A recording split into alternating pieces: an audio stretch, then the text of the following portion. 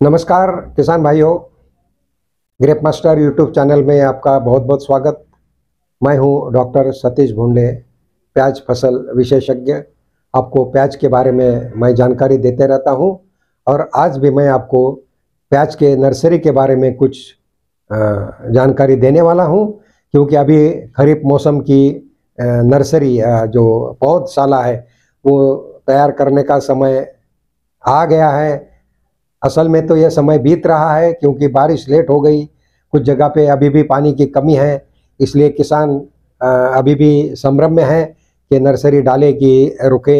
उसी तरह से मार्केट में प्याज के दाम भी बहुत अच्छे अभी तक नहीं हुए हैं, जिसके वजह से किसान अपनी डिसीजन भी नहीं ले पा रहा है कि मैं प्याज को आगे लगाऊं कि ना लगाऊं।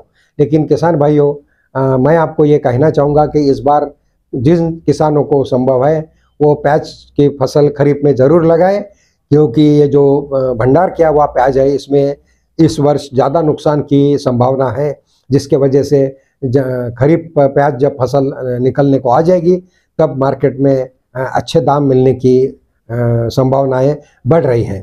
तो किसान भाइयों, पिछले कुछ वर्षों में हमने देखा कि जब प्याज की हम नर्सरी लगाते हैं, बीज डालते हैं और पौधे तैयार करते हैं, उसमें बहुत सारी समस्या आती है। ये समस्या अलग अलग कारणों से आ रही है। एक तो ज़मीन के स्वास्थ्य के वजह से आ रही है, दूसरा ये जो हमारा हवामान है, वातावरण है, उसमें काफ़ी बदलाव आ गया है, बारिश सही नहीं हो रही है। बहुत सारे हमारे ज़मीन का जब हम परीक्षण करते तो ऐसा पाया गया है कि उसमें ऑर्गेनिक कार्बन काफ़ी कम हो गया है, जिसके वजह से माइक्रोबियल ग्रोथ या जो जीवाणु हमारे फसल को सपोर्ट करने वाली चाहिए वो भी कम हो गए हैं, और इसलिए फसल पे बीमारी ज़्यादा प्रकोप कर रही है। तो ऐसी अवस्था में हमें इनसे सबसे छुटकारा पाने के लिए और हमारे प्याज की जो पौध है वो स्वस्थ करने के लिए हमें क्या क्या करना चाहिए, इसकी कुछ बातें मैं अभी बताऊंगा। सबसे पहले तो किसान भाइयों, जिस जगह पे आप नर्सरी डालते हैं उन जगह में या उन खेत में खरपतवार कम हो, इसकी आप देखें कि बहुत ज़्यादा खरपतवार हो तो नुकसान बहुत बढ़ता है, और बारिश के दिनों में हमें खरपतवार का नियंत्रण करना बहुत कठिन होता है। इसके लिए ये पहला तो आपको ध्यान रखना है।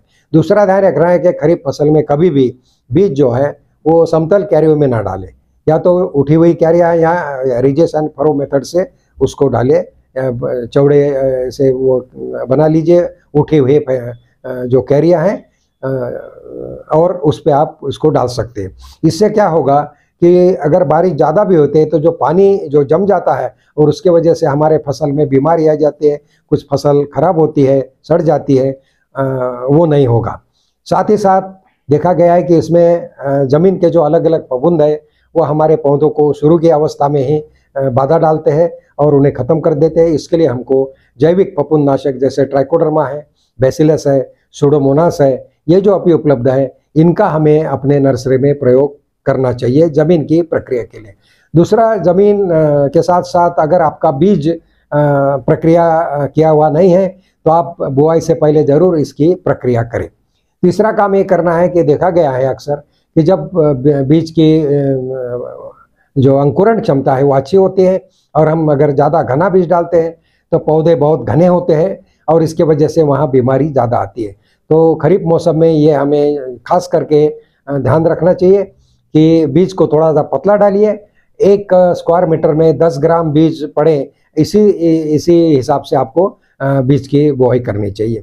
उसके बाद में आपको एक और नुस्खा मैं बता रहा हूँ। माइक्रोराजा नामक एक बायो फर्टिलाइजर है, जिसकी आज हमें ये बदलते वातावरण में बहुत ज़रूरी महसूस हो रही है, जो पौधों को संरक्षण देता है। और जब काफ़ी दिन तक बारिश नहीं होती या आप पानी नहीं दे पाते या मौसम में कुछ बदलाव है, ऐसे अवस्था में अपने पौधों को संरक्षण देने के लिए इसका बड़ा महत्व है। तो इसको भी आप बुआई करने से पहले आप ज़मीन में डाल सकते हैं। यदि आप ड्रिप से दे रहे हैं तो ड्रिप के माध्यम से भी इसको आप दे सकते हैं, लेकिन ग्रैनुलर फॉर्म में इसको आप खाद के साथ में, जो सेंद्रीय खाद है उसके साथ में मिला करके ज़रूर दीजिए, और साथ में आप जैविक फफूंदनाशक भी डालिए।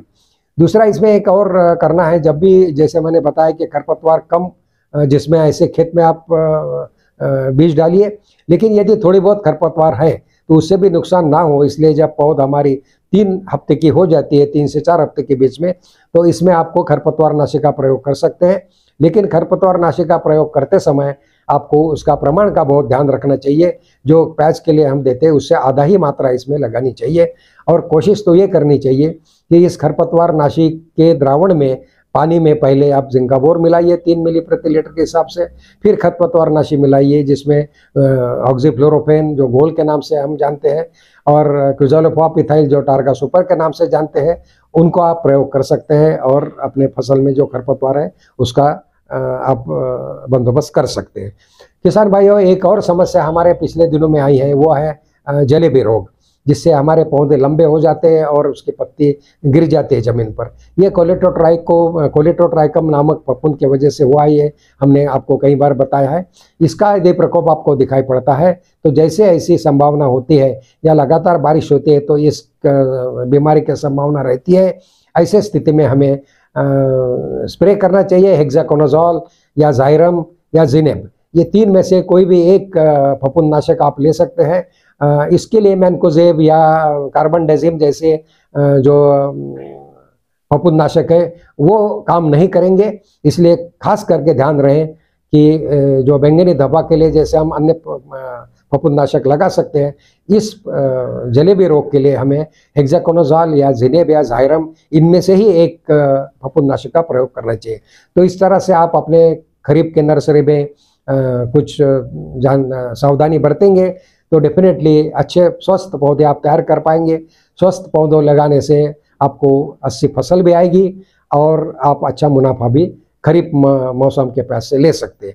तो यदि आपको कुछ और जानकारी चाहिए तो पूछिए, आप बताएंगे हम इस विंडो में। आप अपने प्रश्न डालिए और जल्दी से जल्दी ग्रेप मास्टर ऐप को भी डाउनलोड कीजिए और ग्रेप मास्टर यूट्यूब चैनल को भी सब्सक्राइब कीजिए, जिससे अच्छे जानकारी का आप निरंतर लाभ उठा सकें। धन्यवाद।